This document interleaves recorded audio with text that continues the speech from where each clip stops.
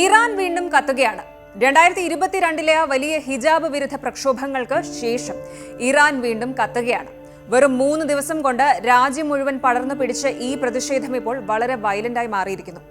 സാമ്പത്തിക തകർച്ചയിൽ തുടങ്ങിയ രോഷം ഇപ്പോൾ ഭരണകൂടത്തെ തന്നെ താഴെ ഇറക്കാനുള്ള വലിയൊരു വിപ്ലവമായി മാറിയിരിക്കുകയാണ്.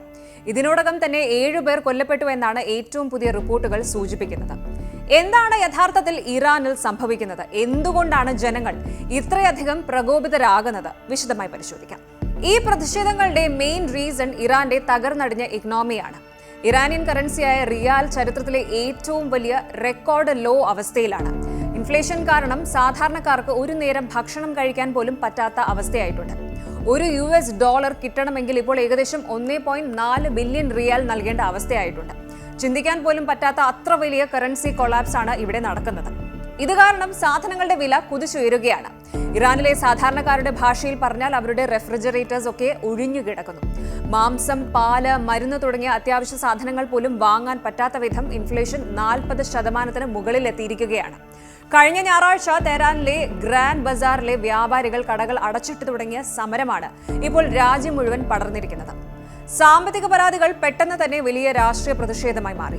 മുല്ലാസ് മസ്റ്റ് ലീവ് എന്നും അതുപോലെ ആയത്തുള്ള ഡൗൺ എന്നും വിളിച്ച് പറഞ്ഞ ആയിരക്കണക്കിന് ആളുകളാണ് തെരുവിലുള്ളത്. സ്ഥിതിഗതികൾ ഇപ്പോൾ വളരെ വയലന്റ് ആണ്. ഇതുവരെ ഏകദേശം 7 പേർ കൊല്ലപ്പെട്ടു എന്നാണ് ലേറ്റസ്റ്റ് റിപ്പോർട്ടുകൾ പറയുന്നത്. ഭരണകൂടം ഇന്റർനെറ്റ് കട്ട് ചെയ്തും പട്ടാളത്തെ ഇറക്കിയും പ്രതിഷേധം അടിച്ചമർത്താൻ നോക്കുന്നുണ്ട്. പക്ഷേ ജനങ്ങൾ പിന്മാറാൻ തയ്യാറല്ല.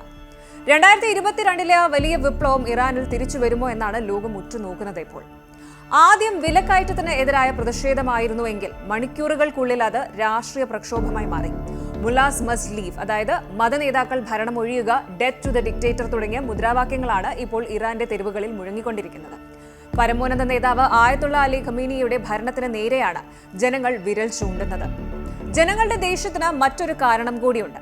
രാജ്യം ഇത്ര വലിയ സാമ്പത്തിക പ്രതിസന്ധി നേരിടുമ്പോഴും സർക്കാർ തങ്ങളുടെ വരുമാനം ഹമാസ്, ഹിസ്ബുള്ള തുടങ്ങിയ ഗ്രൂപ്പുകളെ സഹായിക്കാൻ ഉപയോഗിക്കുന്നു എന്നാണ് പ്രതിഷേധക്കാർ ആരോപിക്കുന്നത്. ഞങ്ങളുടെ രാജ്യം പട്ടിണിയിലാണ്, നിങ്ങൾ വിദേശത്ത് യുദ്ധം ചെയ്യുന്നു എന്നതാണ് ഇവരുടെ പ്രധാന പരാതി. ഇപ്പോൾ ലഭിക്കുന്ന റിപ്പോർട്ടുകൾ പ്രകാരം പ്രക്ഷോഭം നഗരങ്ങളിൽ നിന്ന് ഗ്രാമങ്ങളിലേക്ക് കൂടി വ്യാപിച്ചിരിക്കുകയാണ്.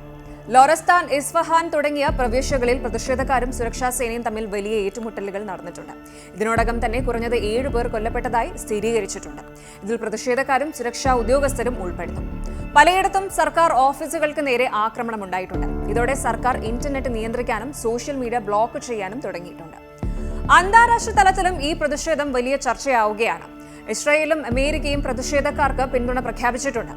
ഇറാന്റെ ഭാവി യുവാക്കളുടെ കയ്യിലാണെന്നും അവരുടെ ശബ്ദം അടിച്ചമർത്തരുതെന്നും US സ്റ്റേറ്റ് ഡിപ്പാർട്ട്മെന്റ് വ്യക്തമാക്കി. ഇങ്ങനെയൊക്കെ ആണെങ്കിലും ഇതൊരു ഫോറിൻ കോൺസ്പിറസി അഥവാ വിദേശ ഗൂഢാലോചന ആണെന്നാണ് ഇറാൻ സർക്കാർ പറയുന്നത്.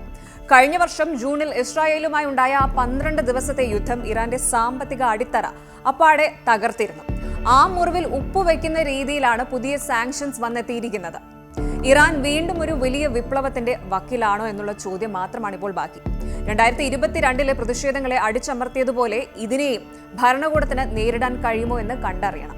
എന്തായാലും സാധാരണ ജനങ്ങളുടെ പട്ടിണിയും കഷ്ടപ്പാടും പരിഹരിക്കാതെ ഈ പ്രതിഷേധം അവസാനിക്കുമെന്ന് തോന്നുന്നില്ല.